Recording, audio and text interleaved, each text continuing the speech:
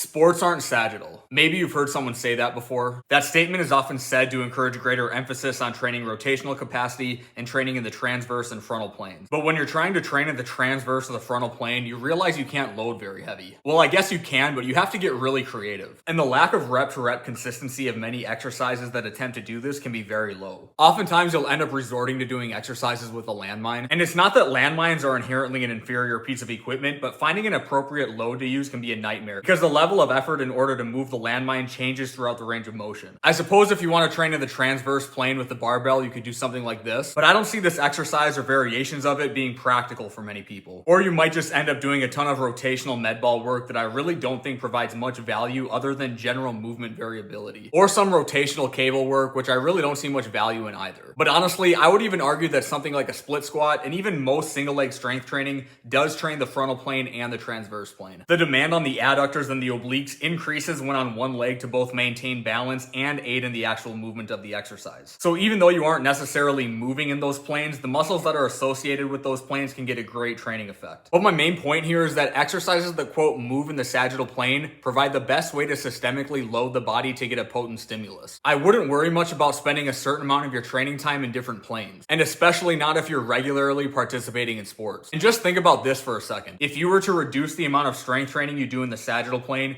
and increase the amount of strength training you do in the transverse and frontal plane, do you see yourself realizing any significant improvements in your physical functions that could be attributed to that change in training habits? I really don't think so. So sure, the statement sports aren't sagittal is true, but I don't think that should really have any bearing on the way you train.